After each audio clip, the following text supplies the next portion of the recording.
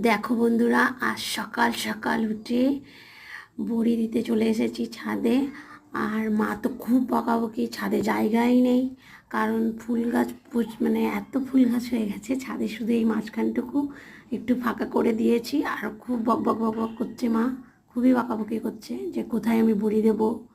এতদিন তো মা খুব একটা ছাদে ওঠে না, আর আজ উঠে খুবই বকা খেয়েছি সকাল সকাল ফুল গাছের জন্য। আমি বলছি দেখো তো কত সুন্দর লাগছে, আর তুমি বক বক করছো।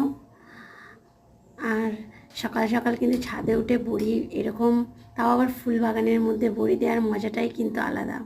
আমি একটু মাকে হেল্প করলাম, আমি দিতে পারি না, কিন্তু ওই ফেটে তারপরে কুমড়ো কুড়িয়ে এগুলো করতে পারি, কিন্তু বড়িটা দিতে পারি না। মাকে একটু হেল্প করলাম। আমার ছেলেটাও বসে বসে দেখছে যে কি করছে। ছোট ছোট বাচ্চারা বাড়ির দেখবে কিছু করলে, নতুনত্ব ওদের সামনে মানে কিছু পিঠে পুলি বা কোনো কিছু করলে ওরা কিন্তু বসে বসে দেখে যে কি করছে এরা। আমরাও ছোটোবেলায় এরকম মাকে দেখতাম, মা কিছু করলে পিঠে কোক বা কোনো কিছু করলেই আমরা পাশে বসে বসে মার দেখতাম। এখন আমার বাচ্চারা দেখছে। আর ফুল গাছগুলো মানে এত সুন্দর লাগছে, সকাল সকাল উঠে নেওরের মাখা নেওর ওদের গায়ে পড়ে আরও যেন সুন্দর, ওদের আরও সুন্দর দেখাচ্ছে। তো দেখো এই একটা নেট পুরো শেষ, এখনও কিন্তু মানে যে নেটটা মধ্যে দেওয়া হচ্ছে বুড়ি, ওটা শেষ হয়ে গেছে, কিন্তু এখনও বাকি আছে, কিসে দেবে সেটাই মা বলছে। তো আর একটা দেখি, কিছুর মধ্যে তো দিতে হবে, এখনও অনেকটা আছে।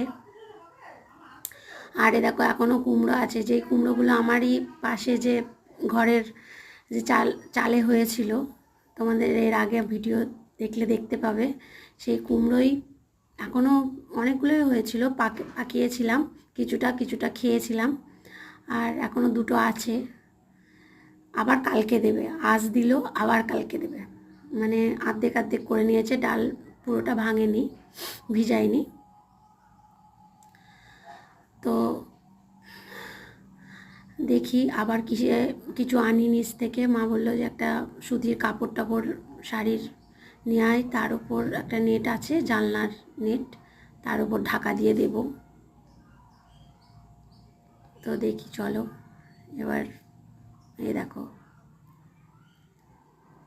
যেমন তেমন করে ঢেকে, এই যে নেটের ওপর, কারণ ওই নেটটা একটু জং পড়ে গেছে, তো নোংরা হয়ে গেছে, তাই কাপড়ের ওপর দিয়ে তারপরে দেয়া হয়েছে।